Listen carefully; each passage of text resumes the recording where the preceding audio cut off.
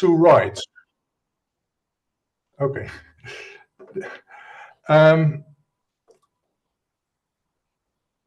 So I want to talk about, basically, I want to talk about interpretation from left to right, but it has to do with also with the modeling of the interaction between semantics and pragmatics. And I'll begin with making some very general assumptions about this interface between semantics and pragmatics and this interaction. And these assumptions will translate into certain desiderata on how the semantics pragmatics interface should be modeled.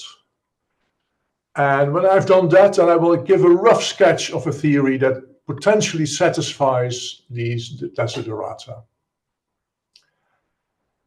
And but I will not develop the whole theory. I will just focus on one point, namely the possibility of left to right interpretation.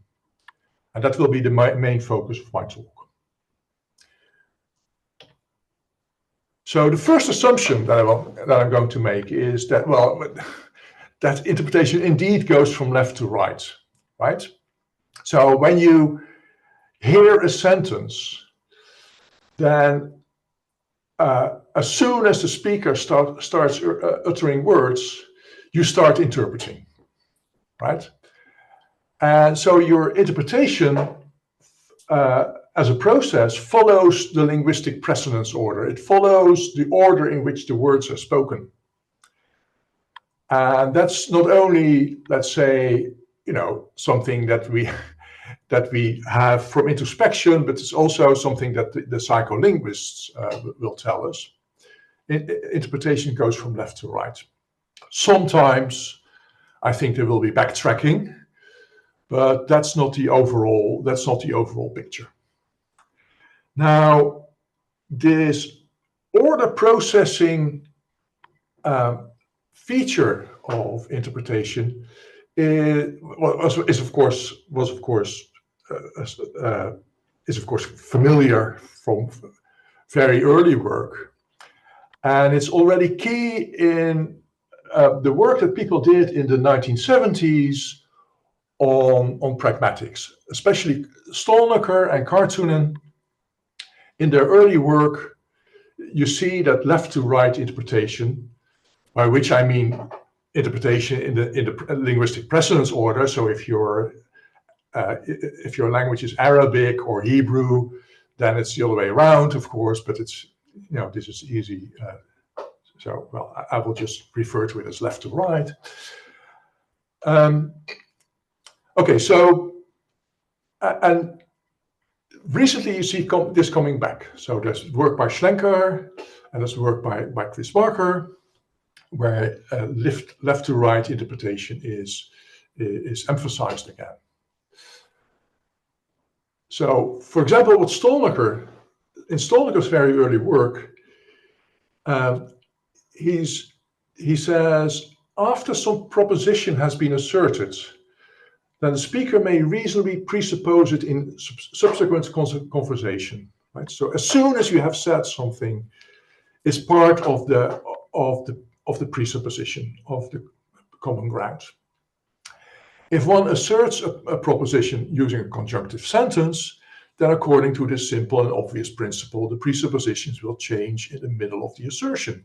Right? So when you have asserted the first conjunct, it's already part of the common ground of the second conjunct. The first conjunct will be added to the initial presuppositions before the second conjunct is asserted. So you get a certain asymmetry in interpretation. A conjunction will be interpreted asymmetrically. But then already a bit later he says, well, if you look at disjunctions and conditional statements, it's slightly, the picture is not so straightforward, he says, right? And I will argue in this talk that actually these disjunctives and conditional statements have a lot of conjunctions in them. And so that this little conundrum that he faces is taken away. Okay, the second assumption, which basically follows from Stalnaker's vision, is that semantics and pragmatics must be tightly interleaved. So if Stalnaker's model is followed, and I want to follow Stalnaker's model in a broad respect, the background must constantly be updated by the results of semantic interpretation of subsentential material. So the background is dependent on the interpretation. On the other hand, the interpretation is also dependent on the background, right? So, for example, if you look at disambiguation or the instantiation of open slots, like in John's team, there's this open slot about what kind of team it was, what relation John has to the team, anaphora, etc. That depends on the background. So they must work in tandem in some way, because the background is constantly updated, and the interpretation is also constantly using the current background. Now, the question is how this can be done. How can this be modeled? And there's one influential paradigm here that basically says, well, we're going to, the semantics can more or less eat up the pragmatics. We're going to do a lot of pragmatics within the semantics. That's the dynamic framework. You already see that in early work by Irene Heim, but also in Kamp's early work. And you see it in all the dynamic approaches. And I've also been working in this tradition. And the solution there is essentially to model semantics and pragmatics as one single process. But if you do that, then I think you're going to miss, well, then if you want to do inference, and I think pragmatics, it has to do with a lot of inference, then you need to do inference within your models in some kind of way, right? When you're doing semantics, you're looking at model theoretic objects, and that those model theoretic objects do not seem to provide the right vehicle to do inference. It's much easier to do inference in a proof theoretic setting. So in some way, we must mix interpretation with proof theory. Okay, and then we'll go to the third assumption. And that third assumption is that interpretation is abductive. So that's the idea, and I think it was pioneered by Hobbes, that pragmatic phenomena, many pragmatic phenomena are ruled by a principle of inference to the best interpretation, right? You instead of just deducing things, you will very often have to abduce things. You will have to find out which presuppositions were made. You have to find out which how an anaphor is dependent on an antecedent, for example. And so that idea of interpretation as abduction originates with a paper by Hobbes and co-workers. And I will borrow the basic idea of that paper and build upon it, but I'm not going to use the prologue technology that Hobbes was using. So the basic idea is that in order to interpret what was said, a hearer can attempt to infer it from context. And then if there are missing premises, if you cannot infer it from context, And in most cases, you will not be able to infer it from context purely deductively. Then you must supply these missing premises as context updates. And sometimes these missing premises may be strengthened in limited ways. So Hobbes did that in a logic programming context, and he also made really no connection with linguistic structure or with semantic composition. And I will shift to tableau-based abduction. So there is a whole literature there's a whole literature about it. I'm citing some of these works here. Okay, so I'm going to use the so-called branch-driven abduction of D'Agostino and co-workers, Gabay. So I will work with tableaus. So this is a tableau-based system, but my tableaus will be ordered by dominance and precedence. Usually, in the literature, tableaus are only ordered by dominance. But I will, and it's not important. The order is not important. So if you have a tableau rule for, let's say, a disjunction, then of course you have to split. You have to split the branch on which you are, and it doesn't matter in which order you do things. Here, it will matter in which order the branches are, how the branches are ordered. So a tableau tree will be ordered exactly like a syntactic tree. It will have a dominance ordering, but also a precedence ordering. So, and now in order to interpret a sentence, given a context, you have to do three things.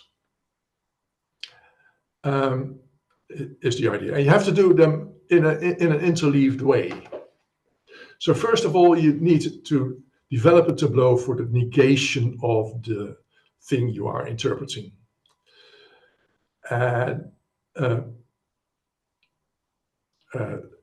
it will be, and the tableaus that I will have are for the propositional connectives, are the usual rules.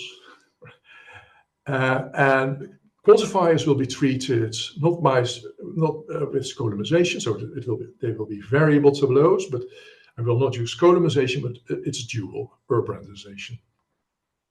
Formulas will be expanded in a depth-first, left-to-right manner, and there is a rule that blocks the expansion of a formula if one of the set of bottom formulas of the rule that would expand it are already on the branch.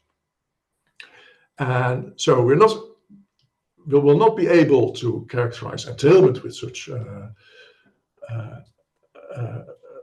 system, but that's not interesting here. We are basically rewriting formulas.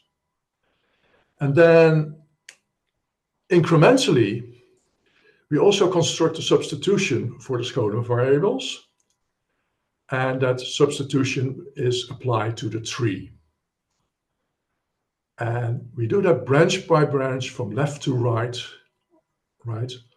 replacing all Scholen variables with ground terms. And then at some point, these trees will be finished. The branches will be finished at some point because there are no more expansion rules that you can use. And then we will collect all the literals on those branches, going from left to right. So sorry, yeah. So we look at the literals on the branches, and and basically what we identify a branch with the conjunction of those literals, and then we contradict those branches by forming a clause forming the clause directly contradicting this conjunction of literals. So if the literals are L1 to Ln, then what we take is an implication. Well, I'm writing it as an implication. L1, the conjunction of L1 to Ln minus 1 implies basically the negation of Ln, right? It's called the conjugate. So that's a literal that will be contradicting the branch. And then you collect all those literals and you have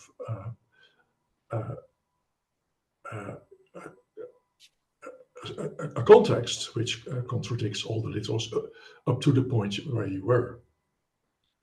I hope that is more or less clear. Okay, so this model is pretty abstract and it leaves a lot of things underdetermined. So that details must be filled in. So, for example, the formulas that we can use in the tableaus and the expansion rules. But I will want to look at the model at this level of abstraction first. And on the following slide, the procedure will be illustrated, but I will not look at substitutions. And one thing to know is that our expansion rules will always guarantee that, well, they will always take a negated formula as a premise. And they will always guarantee that at any stage, each branch will have at most one formula that can be expanded. And it will be at the last item on the branch. And it will again be a negated formula. So we are just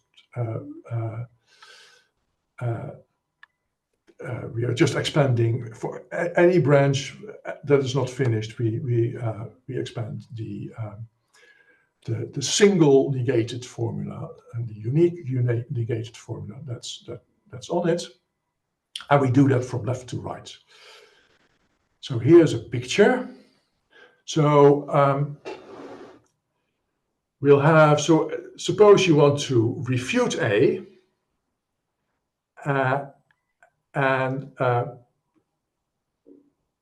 so we'll do that on the left-hand side of the whiteboard, so to speak, and then we'll collect clauses contradicting the branches of the refutation. But I will be very abstract about what the literal, what the formulas on the branch are.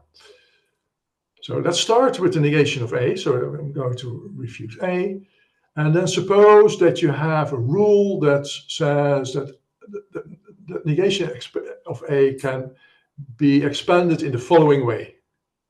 Right? We have a little subtree that starts with at its root now a literal L1. On the branches are literals L2 and L3, and there is a branch that ends in not A1, another negated sentence. Okay, now we have two branches that are basically finished. The first one, and we collect L1 goes to the negation of L2, and the second one, L1 goes to the negation of L3, and then we have to expand the negation of A1, and suppose that that happens in the following way. There's a literal L4 and another negated sentence. At that point, we just have to expand the following negated sentence. And suppose that goes into two branches, then we have to first expand the left one, perhaps with two literals, and then we can again form a contradicting clause and so on and so forth. So now we have to expand not A4, and it goes into two negated formulas. We have to expand not A5, and we get a new contradicting clause, and not A6, and we expand it, and we get another contradicting clause. So that's the picture. So that's how we, on the one hand, expand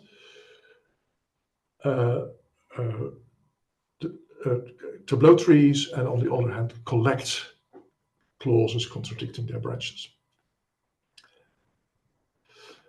Okay, so now let's define a notion that is important in pragmatics. It's called local context. So for every basically subphrase of a phrase, you want to have its local context, the context in which it is interpreted. So how do we do that? We have these, we collect these contradicting clauses of the branches, and if we are at, if we have a branch BK, then there is a set of clauses CK that contradicts not only BK but also all its predecessors. Now, if we look at CK plus -1, the contradicting clauses of the previous branch and their predecessors.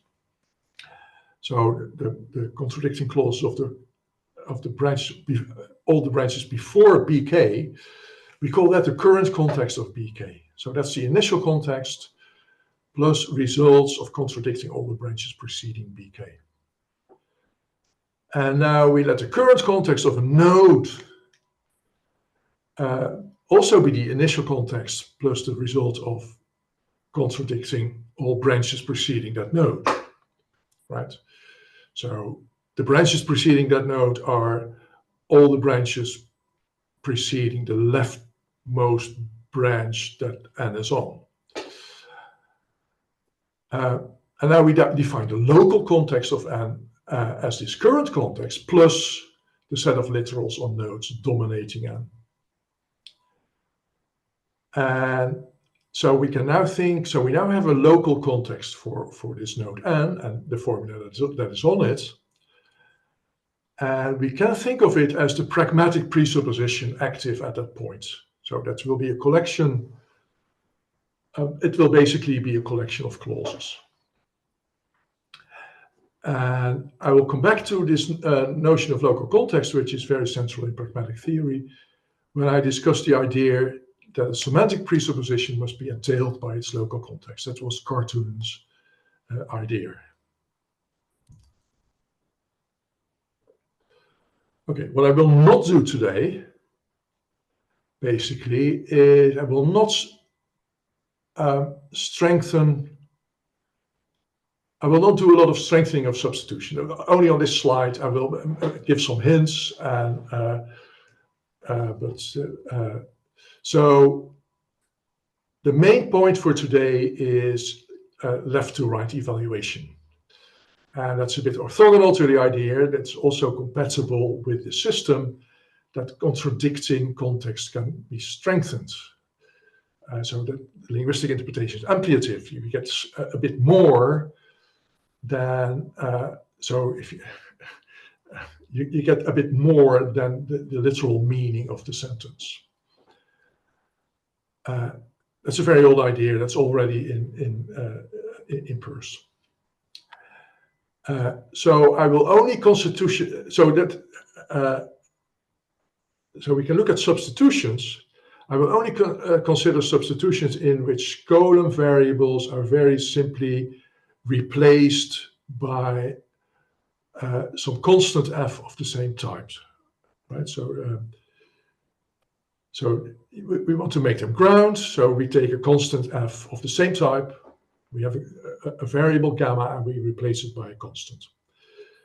Now we could strengthen the formalism by saying, well, we don't need to have a single constant there. We can have a grand term, or that that is of the same type. Or sorry, we can have a term that is of the same type, where the variable is replaced by which is a function, is replaced by a function that, so to speak, omits certain of its arguments. So, for example, we can lambda v, where v is a vector, gu, where u is also a vector, but the u is a prefix of v. And that could be a part of a Hintikka-like mechanism to obtain exceptional scoping of existentials. You can also think of strengthening contradicting clauses by taking away some of the initial literals that are in the conjunction that forms the antecedent of the application. But I'm not going to do that, basically. I'm not going to do that because the problem of characterizing the conditions under which this strengthening can take place is really, really non-trivial, and it's linguistic theory hard, so to speak. It's an important challenge for linguistic theory. So today I will only talk about the solution to the simpler problem of left-to-right interpretation. Okay, now what are the formulas that will enter these tableaus? Well, they cannot be, in a sense, that they cannot be, just normal logical formulas, because these are already finished. In a sense, what we want to do is we want to take a kind of skeleton of what is needed for interpretation, which I will call a meaning recipe, and interpret that. So what we collect from the syntax will be a certain lambda term that encodes how the meaning of an expression is composed from the meaning of its parts. That's an idea that goes back to Van Bentham in his work on categorical grammar. But it's also, the meaning recipes are also very much related to the abstract terms of abstract categorical grammar. A categorical grammar formalism that was defined by Philippe de Groot. And the following are examples of the meaning recipes of sentence type. Sentence type is STT here, and that I will explain it later. But what we get is we get some structures that look a lot like the structures that linguists talk about when they talk about logical forms. In linguistic theory, logical forms are part of the syntax. Here it's a kind of, we can also make them part of the syntax, but these things are basically lambda terms. And so every man loves a woman there are two lambda terms connected to it. One that one in which a woman has wide scope, so to speak. There is a woman such that every man loves her. The other where the woman has narrow scope. Every man loves a woman, but they may be different women. And the idea is that they have the meaning recipes that are written out here. Also, Anne believes that Mary knows that the king is not bald. We'll have a meaning recipe that looks a lot like the surface structure of the same sentence. You know, there can be all kinds of, yeah. Well. So, and there's a strange thing here.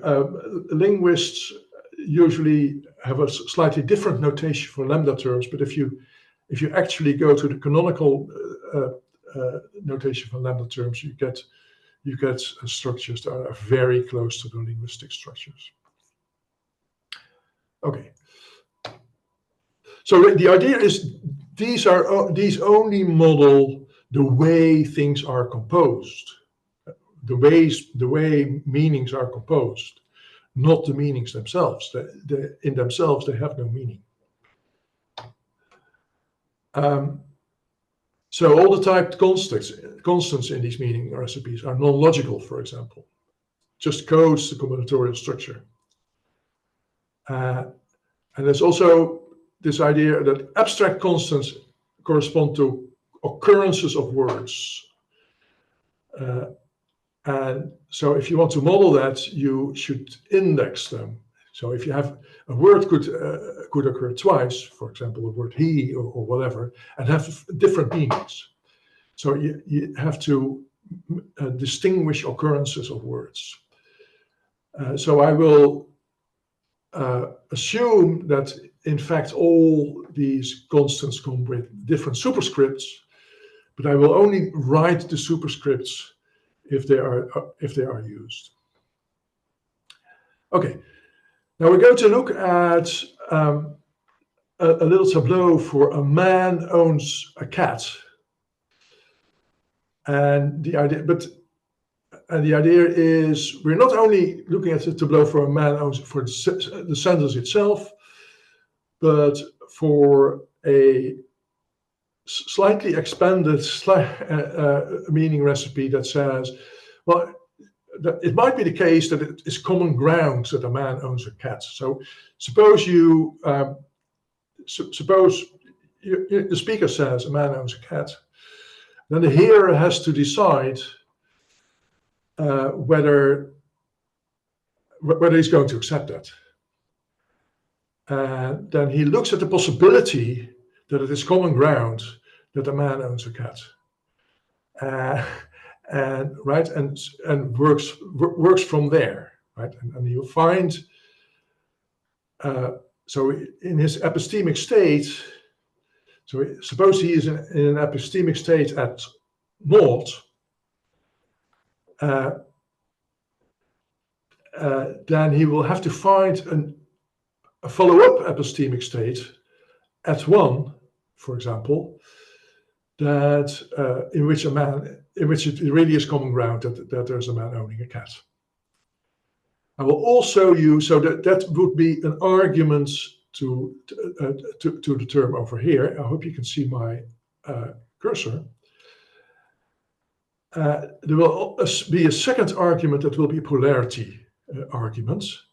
And we will start with the polarity T for true, or the verum. And so a refutational tableau searches for models in which the resulting sentence fails to be true. And in doing so, it finds a witness for the next epistemic state.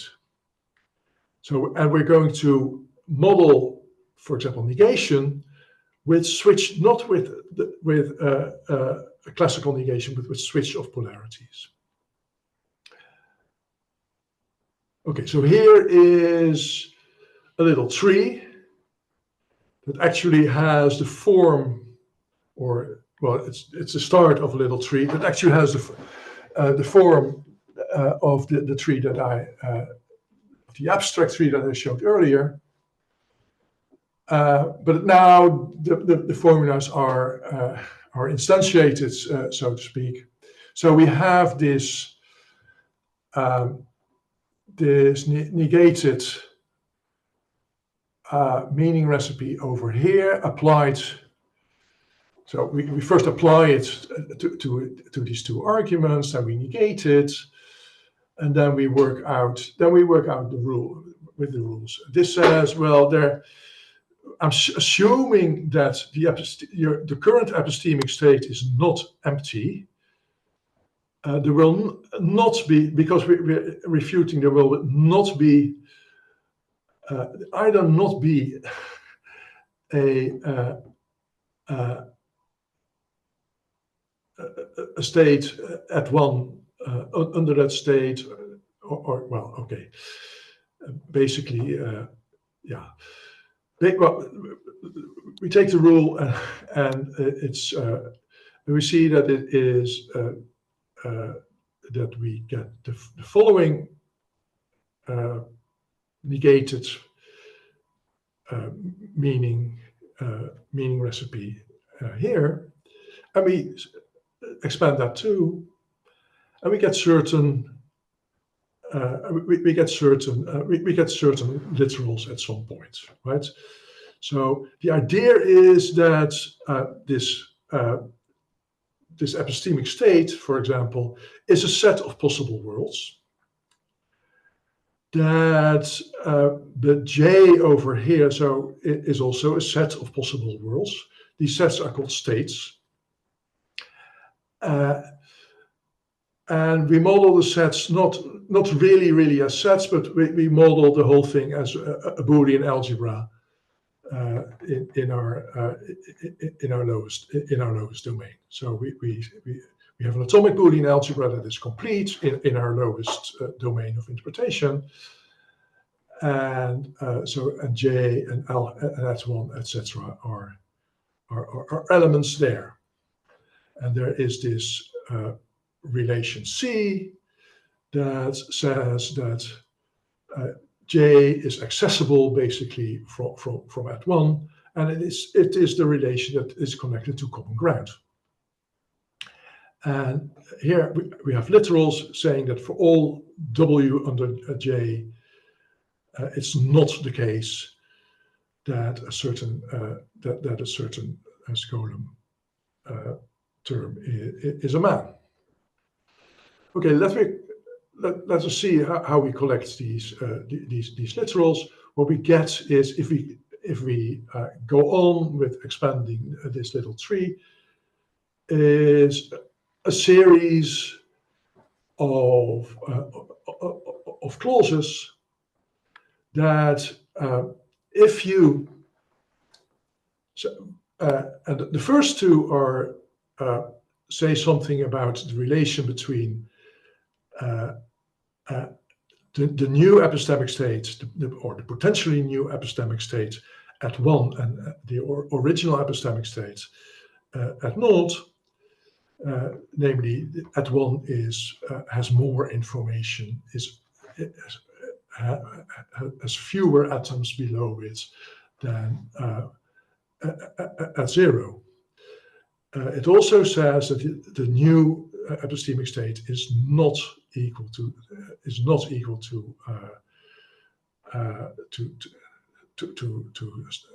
zero.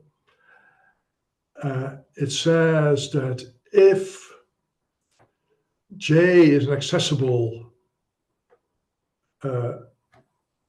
common ground accessible from at one, and W is under J, then G1J is a man under in W, and similar things for a cat and the relation of owning that cat.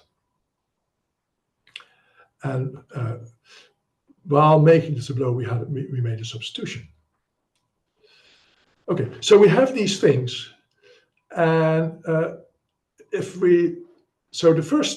first two clauses are basically about the update from at naught to at one, but the last three are a classification of a certain term that basically says it is common ground that a man owns a cat, right? And we now also have two discourse reference for the man and the cat, respectively, in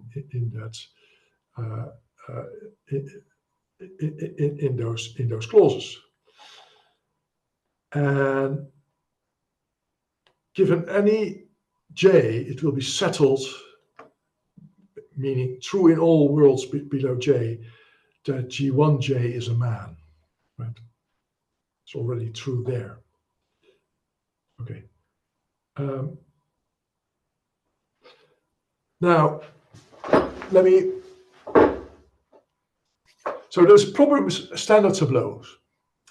So even if we order them with dominance and precedence, they will not in generally preserve argument order. And here's a little example that shows this. And basically, it's the disjunction. If you think about it, it is the disjunction that is messing up things. So we need to be able to express words like or and if without a classical disjunction. So we must avoid tableau rules that place more than one expandable formula on a single branch. And there is actually a logical system for which that can be described in such a way that we get tableau rules that conform to this desideraatum. And I will take my inspiration from Maria Aloni's BSML, bilateral state-based modal logic. So Aloni studies free choice phenomena in natural language, and she develops this bilateral state-based modal logic, which is bilateral, it's modal, and it's based on states, which are sets of possible worlds, which I'm going to model as elements in the Boolean algebra of with atoms with the atoms possible worlds. And Aloni uses not only bilateral negation, which I have already hinted upon, but also the split tensor disjunction of Creswell and Van Hanen a bit later, which works as follows. So here are Aloni's clauses.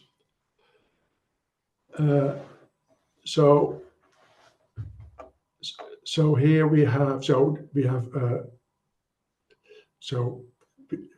we say that the state S forces P or verifies P if all the worlds under that state, in that state, make P true. It falsifies P if all the worlds in that state make P false. Bilateral negation is this kind of flip-flop, right? It's standard in all bilateral systems basically have that. And then we have a rule for disjunction that says we split the state S into two states, T and T prime, such that the union of the two states make up S, and such that T verifies phi and T prime verifies psi. I will deviate a bit from this, but not much. And then the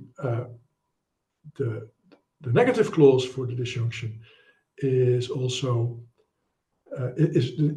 basically the normal way of doing classical way of doing it, but in a bilateral system.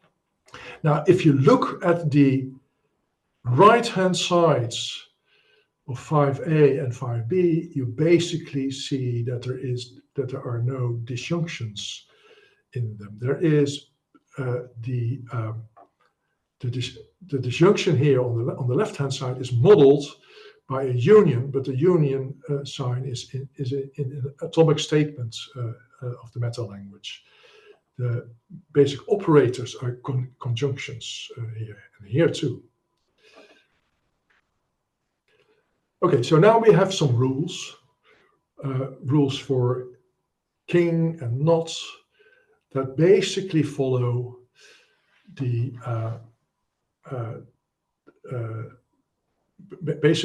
follow Aloni, These rules are rule schemes. So, for example, the P here is a meta variable that ranges over things that ranges over objects that take a state and a polarity. So they are of type ST goes to T. So STT. And here we see that we basically use the polarity to translate the not. Right? So we flip polarities here. We can also do this with so basically or was basically a conjunction. So the meta theory of or was basically a conjunction. Was basically conjunctive in Aloni's system. And here we do that too. We take we have this state I, the original state I. We split it in two, depending on the you have to be a bit careful, but because we're also doing this brandification, so we split it into depending on the independent variables that we have found in that are active on the node where the expansion takes place, and then we say. So we take we split I in I minus a certain object, and I intersect it with that object, and we say P is we contradict that P is false in the first is not true in the first one.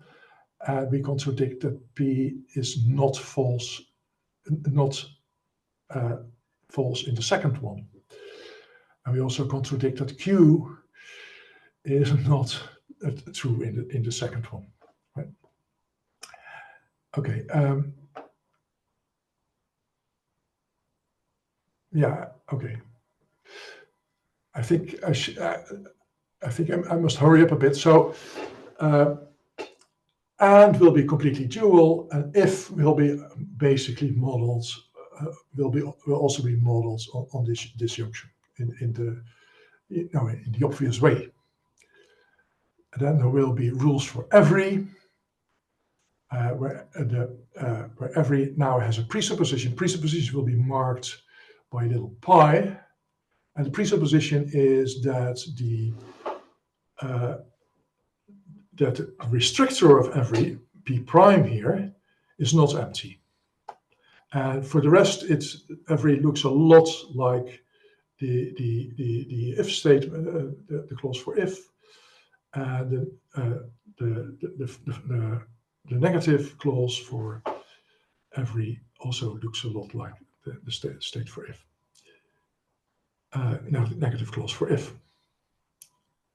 Okay, here's our rules for no. No has a presupposition, namely that what is known is true, or is part of the common ground, and that holds for not only for its positive part, but also for its negative part. Right? Here the idea is that it's not only known, but that is then asserted that in every accessible, in every belief accessible state, P is basically true. We're going to contradict that it is false, that it is not true. Okay, let me say something about presupposition in local context. So Cartoon introduced the idea that semantic presupposition must be entailed by its local context. That notion of local context differs from mine In his approach, the local context of a given subclause of any sentence can be obtained from the local context of S itself with the help of a calculus. And one rule in this calculus, well, we have rules like the local context of phi arrow psi. If the local context of phi arrow psi is C, then the local context of phi is phi. Sorry, is also C. And the local context of psi is C, but we have to add phi, C plus phi. Now this only works for clauses, only subclauses of a phrase. But in the present approach, all subphrases will have a local context. And we'll look at how my approach fares with respect to the idea that semantic presuppositions must be entailed by the local context. That was what Cartoonen said. Well, recall that local context of N is the initial context plus all clauses contradicting branches preceding N plus all literals on nodes above N. Now, suppose that we find this little tree as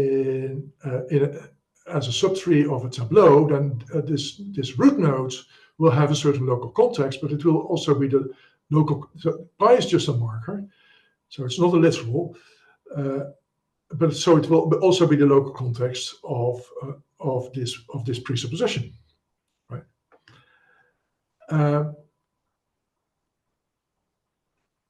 Now, if this local context entails P, basically pi verum, then all clauses contradicting the branches through not pi verum will be entailed already by the. Well, that's if you think about it, that this will be a property of the formalism. All these branches will be entailed. And also, if all these branches are entailed, then C entails this thing, or the negation of this thing. So these clauses will then become redundant, right? Now, and in a sense, this is the more or less canonical situation, but we of course all know that presuppositions are not always satisfied by their local content or entailed by their local content. So what if C does not entail, then basically we still have to add the non-redundant clauses under this not PRT that we get from the branches going through not PRT. And we get a real update. So some of these non-redundant clauses these clauses will be non-redundant, and we get a real update, and that's accommodation. That's my idea. As Frege already mentioned, semantic presuppositions can be captured by preceding material, so that a sentence that contains a presupposition trigger may not itself require that presupposition. And on the following slide, it is shown how this works in the present approach. So we take a sentence that says it's common ground that if Mary is talking, John knows that Mary is talking. That will have a certain meaning recipe, and it's shown here. And I expand it. That will not be shown, but I look at the clauses that are collected from this expansion, and then we see how the capture proceeds. There will be lots and lots of presuppositions there. I think many words, including names, have presuppositions. Names have the presupposition that the objects that they name exists, for example. Okay, here is the list of clauses that we get. And if you look at that, then you see a redundancy appear. You see even two redundancies appear. So, for example, the first redundancy is that at some point it is presupposed, basically, that it is common ground that Mary exists in a certain state. At another point, it will be presupposed again, or it will be triggered as a requirement of presupposition again. So that's redundant. So we can take away that, right? But there's also another redundancy. So at some point it is asserted that in all worlds under a common ground accessible state,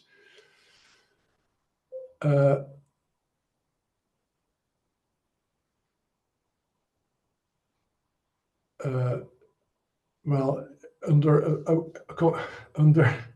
the intersection of a common ground accessible state with something else, it is true that Mary talks.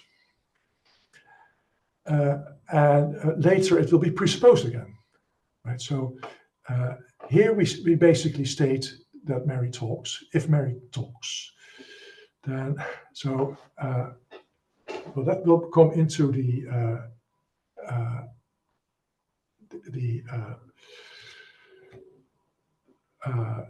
that will be part of the consequence of the application. And then John knows that Mary talks will have a presupposition that Mary talks, but that presupposition is taken away basically because it's already there, right? So the whole sentence does no longer presuppose it. So we can, because we have asserted it. So yeah. Okay, so conclusion, because my time is up. I have sketched a model in which interpretation by and large follows precedence order, and in which semantics and pragmatics constantly interact. This model makes essential use of the bilateral state-based approach and split disjunction of Ohlone. It also very much depends on scholemization and basically urbanization. Scholemization has played a role in discourse theory for a very long time. For example, there's very early use of it in Boyle and Egli in 85. I want to mention that because I'm certainly not the first one. Expandable nodes in our trees are always in separate branches, which corresponds to being separated by a conjunction in a refutational sentence setting, meaning. So this basically resolves Stalzinger's worry about disjunctive and conditional statements. Once analyzed in my way, their update behavior follows from the general rule. Asserted material can be presupposed in subsequent context. Now, in an ideal world, the present model of incremental interpretation, we now have a model of incremental interpretation, but we still need to read off a meaning recipe from a given sentence. And that's not, we do not read off that meaning recipe in an incremental way. Actually, we would like, it would be great if we could also do that in an incremental way. Then we could perhaps also interleave parsing and interpretation and get stricter constraints on the parsing from that. Well, categorical grammar offers some hope here, but that's something for for a different project. Okay, thank you. I think I'm finished. And if there are questions, I'm very welcome to take them. But please, you can use a microphone, because if you do it from the room, then I will probably not be able to hear it very well. You hear everybody here. The noise, the sound is very good. So thank you very much, Reinhard, for this nice talk. It surprised me how pleasant all this is. So please welcome with questions, comments. Yes, welcome. Hi, Reinhard. Hi. I hope you can see us here. So thanks for this talk that to some extent takes us back to the 70s and the 80s that we all love so much. Yes. I was wondering one thing. So if you have a conditional if A then B, you can very often paraphrase it by saying B if A, and then it seems that the interpretation doesn't go from left to right in the order of speech. So yes, how would this be treated in your? Yes, well, that's an obvious objection, of course, and yeah, well, basically, what I think we need to do, what I think I need, so I haven't done this in the, but what I think the order of interpretation, so the rule must be, must, so to speak, adapt to the order in which you, in which this is uttered, right? So we must have a second rule that says if it goes the other way, then then we can reorder. But the literature on these if clauses is a bit confusing. Sometimes it seems that they are interpreted, that they are still interpreted in more or less the canonical order, right? If A, then B, not the B if A order. And sometimes for some things they seem to follow the B if A order. So that's a bit confusing actually. So so there is the possibility to reorder. But yeah, well, I'm not sure whether that's whether we should do that. It should depend on, so to speak, on the well, it should depend on the empirical context. But if you look at anaphora, for example, sometimes you can get anaphora in a B if A. Sentences, I think. So then basically it should be interpreted in that way, right? Yeah, this question arises when you go to this incremental parsing integrated. Yeah. Right, yeah. Yeah. Thank you, yeah. Question. We'll talk about it later. Probably we'll continue because it's a pleasant topic about I think it's related to the order of the arguments at all, functions and relations. In situation theory, you don't assume any order, but you can fix one. As in mathematics, the argument of the n-place functions, we order them.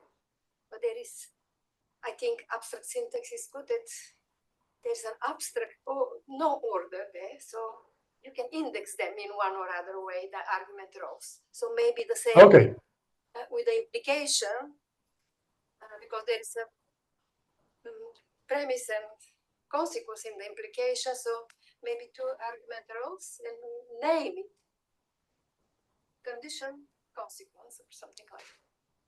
And then the order doesn't matter, but still the system has to figure out which is in the text. It has to figure out where this if comes before or after.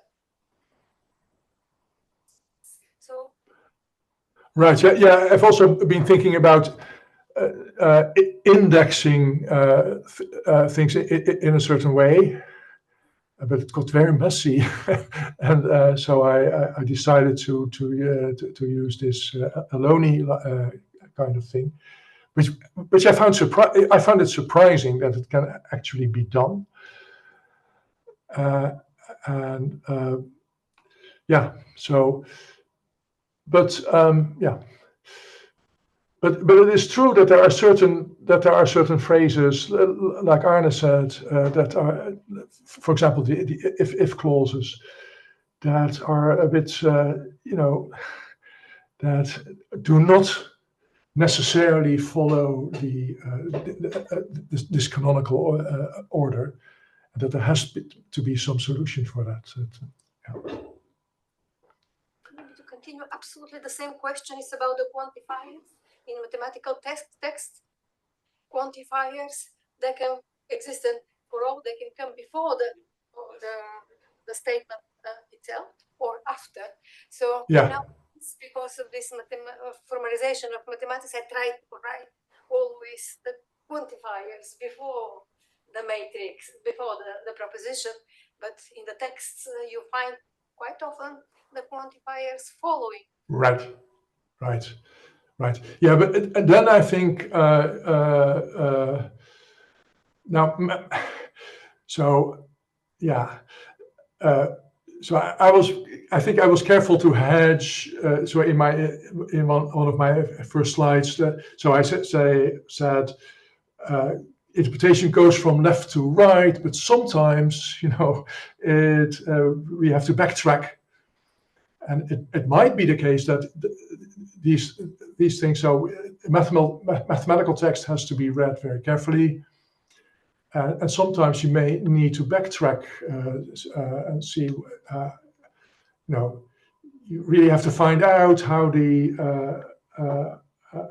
quantifiers are meant to be ordered. So maybe what holds for colloquial discourse, that most of it goes from flows from left to right. Maybe that's not exactly true for mathematical texts, where you have where parsing can be much more difficult than when you're parsing your neighbor, so to speak. Is that an answer to your? Yes, there's a question. Yeah, well, a related issue.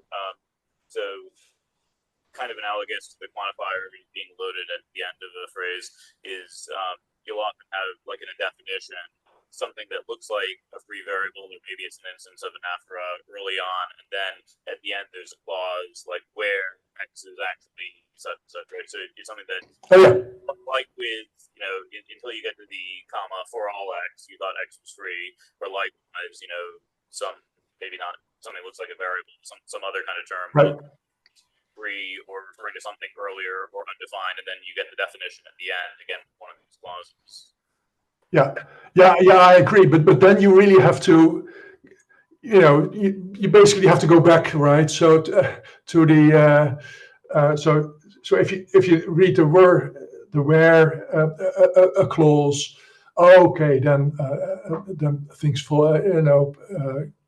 come together. You have to basically go back and forth, and then it doesn't have to take a very long time. But I think there maybe, in such a specific context, maybe the interpretation does not go from directly from left to right, but switches a bit. But it cannot. It can never be for a very long distance, right? And so you cannot, at the very end of a very long text, say where blah blah blah.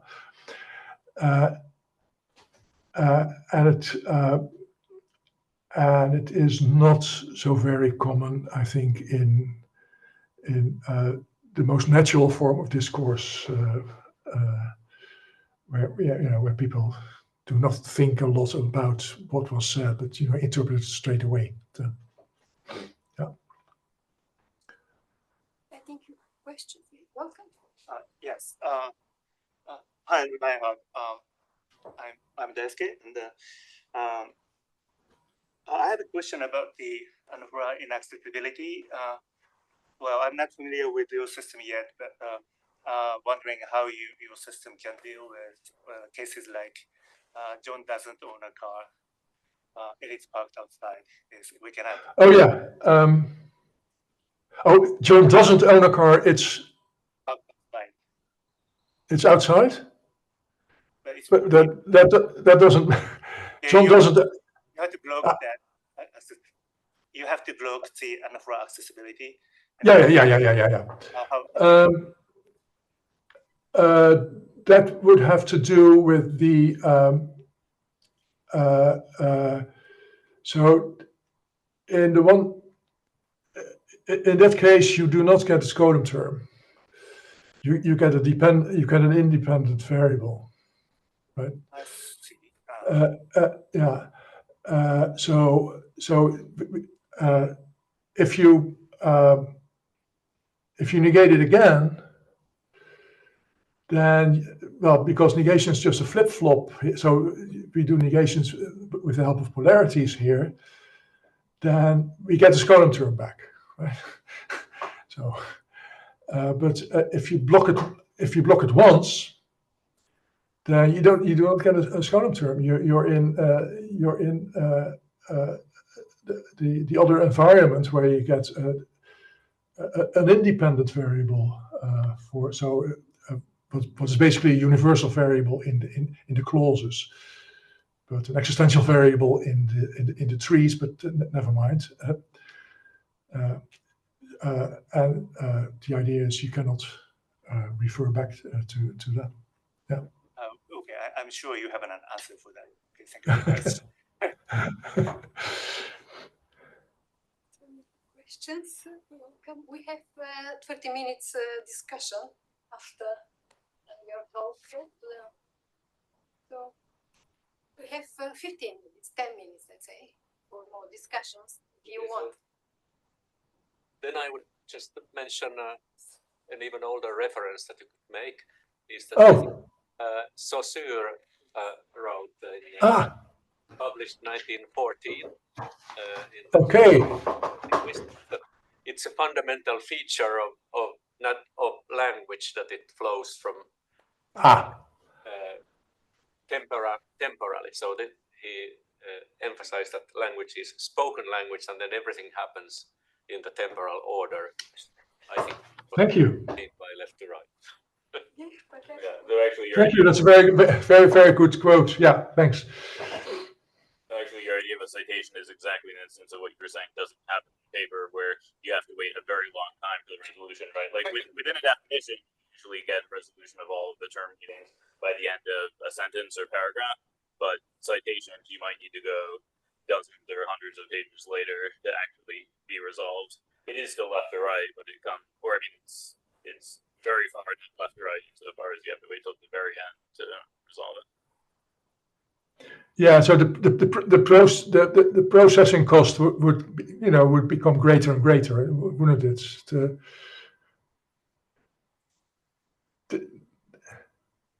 Does that answer your Yeah. Keep the context open until the end of it. I guess it's fun. Went to the same topic. Actually, as a reference, and Reinhard, I think you know better probably than me, but in situation theory, they were introduced resource situations. Yeah. Actually, epistemic grounds here. So each word, let's say in a phrase or in a sentence, is quietly indexed by the speaker or by the listener. So, and in this reference situation or context, actually that word is interpreted or that's the epistemic context. but it was used. I used it all the time until up to now. Actually, in a sentence or man, I saw that you indexed the quantifier, the determiner, but you didn't index man. Well, the idea is that all constants are indexed, but if I'm not using it in a rule or anything, then I'm leaving out the index because it's because that that just clutters the formula. But yeah. So in principle, all constants are indexed. Yes, that's true. And actually, this corresponds very directly, probably even one to situations. Okay. Yeah. Oh. Okay. Thanks. Yeah. Yes, and even sets of small worlds. So a situation can consist of sets of, and they can be reached from one state. This situation can be accessible from another, and so forth and so on. So there is a mathematics that formalizes this. I did it, and actually now Muskens recursion, Muskens theory of recursion, all constants, everything is indexed. Actually, the other day I gave a talk because in his paper he says that mathematical objects, they are not context dependent, constant, they're not counted. But he showed that pi is a typical example of computer science, a constant that has algorithm, the value to be computed depending on how you round it. But even numbers, the constants for numbers, you interpret them depending on the base system, in base 10 or base 16 or so. Okay. This is mathematical objects. The language of mathematics is very context dependent and epistemically. One can attach to the text a lot of epistemic states or small situations, situations or states there. So maybe I forgot your name. Excuse me. Cameron. Okay. So in a text of 200 pages, mathematical text. So my idea is that you meet variables all the way. You reserve space. You keep them as if they're free, but at certain point you will load information into them. Yeah, I mean that makes sense intuitively, right? Like sometimes I guess you misinterpret something and you realize you have to reinterpret it, but often you have a question in your mind, like, oh, I wonder when I'm going to get this filled in. So from left to right has to be filtered, maybe kept open. On the left, as you pass from left to right, you may reserve space probably, variable, and then at the point you fill up the index for there. So even the variables can probably get indexed. I don't know, but that looks to me so. I don't know. So some more questions or comments?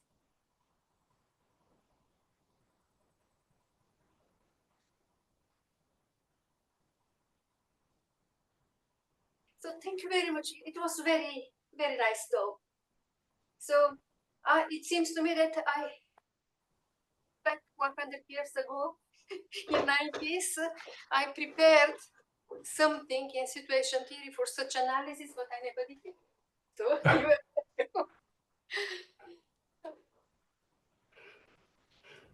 so maybe then, if there are no other comments or questions, maybe we can prepare the next talk.